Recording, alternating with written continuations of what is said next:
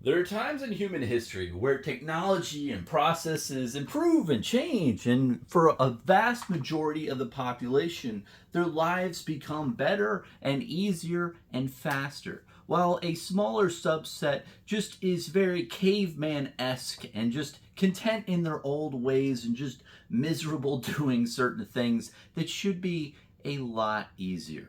And I'll admit, I've been a caveman for way too long when it comes to the fact of shipping stuff out through USPS and UPS and whatever have you, like shipping booster boxes or different play mats or trading cards. I've been a caveman for way too fucking long, and I wanted to make a video just telling you kind of my experience and really what I've found with this whole thing called Pirateship.com. And I know you're gonna be like, Bronson, I can't believe you haven't heard of this. I know it's been way too long. I just heard about it recently. I was complaining on the Salty Whale Discord that I didn't want to go and drive out 25 minutes there and back to my USPS location and wait in line and everything. And the people said, hey Bronson, there's this thing Pirateship.com where you basically USPS is in your house. So I want to go over it. First, I'm going to talk about Pirateship.com. And then after that, I'm going to just explain how it's useful. Even if you're not a trading card business or store, it's just good if you're just a regular person. And I've been a caveman way too long, man. And I'm just very happy that I figured this out. At least now. If I found this out in 20 years, I'd been like, oh, geez. Anyway, I digress. I want to go into what it is. Essentially, it's USPS in your home. That is what pirateship.com is, along with the only thing that you have to buy is, and you don't have to buy this, but man, it's very helpful. There's like a heat printer that I found out that exists. So this thing is like $75 and it prints labels. So basically this is what they have at USPS. They print out shipping labels for you. This is what you got to get at home. So it's like 75 bucks. And then buying these reusable sheets, these are like a penny each. And then these bubble mailers are like, I think they're like 17 cents each if you factor it out. But those are all the shipping supplies you need for at least just shipping like trading cards and top loaders.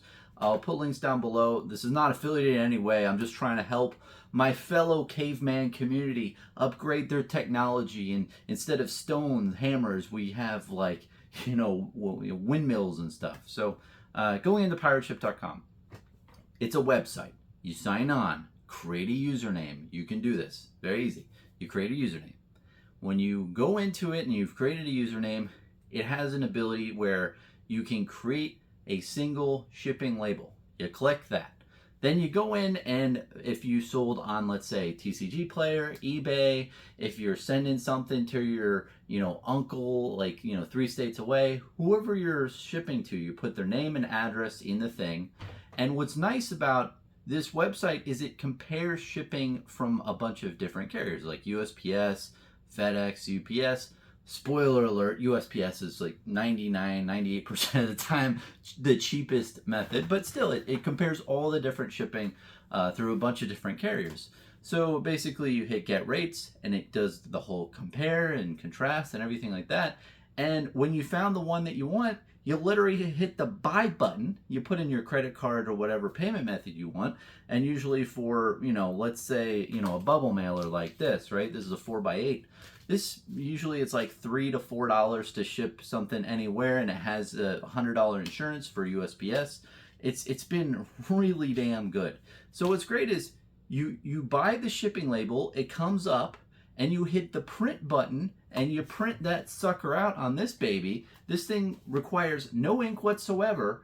It's all heat based. It's only 75 bucks. You print it out on one of these suckers, and then a label, shipping label like USPS here, and then you just put the cards or whatever you're putting in here, put this, and you get the tracking number from Pirateship. You copy it and you can put it either in eBay or you could put it in TCG Player, if the order is above 50, and it really helps you out. Now, personally, when it comes to TCG Player, I only will do this whole process if the value of the cards that I'm sending out is like $30 or more. If it's under $30, I'm using one of these babies. So this is what you call in the business a non-machinable stamp. I think the technical term for it is called dog face. Don't ask, I have no fucking idea why. If you know why these are called dog face, please let me know. But that's what they're called. They look like a butterfly. It's a non-machinable stamp. What does that mean? It means that you're gonna spend like I think these are things like $1.26 per stamp instead of the normal rate, but it's not going to go through a giant ass machine and get fed through and have a certain amount of chance to get shredded to pieces in the machine if it like hits a bump, right? And a lot of times when you're shipping, like, let's say, a stack of cards, let's say 10 cards, it's going to have a little bit of girth to it. So when it goes through the machine that's not supposed to have any girth, the machine has a tendency to just tear it to shreds. So do a non-machinable stamp if it's, I'd say above $10.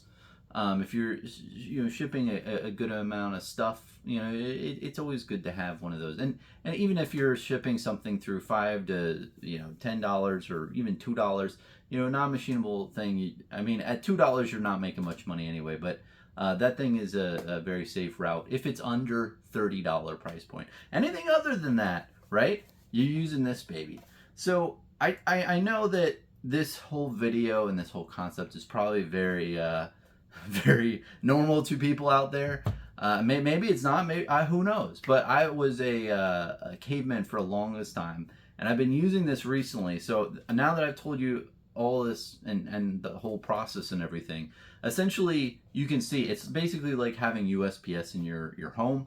Not only that, there is also a discount applied to all the orders. So Pirateship.com has like a bulk discount that they get in the background that they siphon out to all the people who are buying on their site, and you can say, hey, like the retail price for this shipment is $5, but you're really paying $4, so you save $1 per. So if you think about it, this machine will pay for itself. With the whole Pirateship.com, like maybe 30, 40, 50 orders. Maybe it's more than that. But long story short, I mean, this thing has been really fun to have, and $75 is so cheap. Might be a little bit more than that. I'll put links down below for stuff, but just to really go into the whole purpose of this, right? And really talk about people who are thinking about shipping stuff out and who are not a store. You might say, Bronson, this all seems nice, and if you're like a normal store, okay, but I'm just a player of a trading card game, or I'm interested in the hobby. I like to open booster boxes. I'm not really into being a store. I don't really care. I would highly advise you to reconsider your position. Like if you're in this hobby, right, with trading cards. Trading cards have monetary value, collectability, what have you. There's moments in time where cards are good value versus later. And I've talked about this many times, and so many other channels have talked about the whole point of, hey, after 2 to 3 weeks of a new set releasing, the card prices of that set tend to drop pretty steeply, like 50% to 40%. It's a known trend in the industry because when the cards get released at first, there's an extremely low supply out there because nobody has opened the boxes yet. So the people who have like the shortest attention span or the biggest wallets look at the prices on TCG Player and they're like, fuck it, I'll buy those cards at the height. But then as slowly as more cards drip into the market, the price is going to go down, right? So if you are like me and like to open booster boxes, I just opened 2 cases of Part the Mistveil, right? The Flesh and Blood's 13th set. It was a great time, had a nice time, and there's a lot of majestic cards, and there's some legendary cards, and there's some different cards that I got that I'm like, wow, this is a great pull. I'm happy that I pulled this, but I don't really want this card. Like, I'm not gonna play with it. I don't really, care to collect it at this time. And the price on TCG Player is pretty enticing. I think I want to lock in that price. So at that time, like within the first 2 weeks, you can list stuff on TCG Player or eBay or whatever platform you want, and then you sell it at the highs. Like recently, there's a card, and this might come back to bite me, but it's called Levels of Enlightenment. I pulled two of them, and it's just a Majestic. The non-foil is $30, and then the foil one was like $38. This is probably gonna come back to bite me, but in my mind, personally, I'm like, hey, that's a good amount of money. That's like the cost of a booster box with 2 hits, right? So I literally, put them on TCG Player.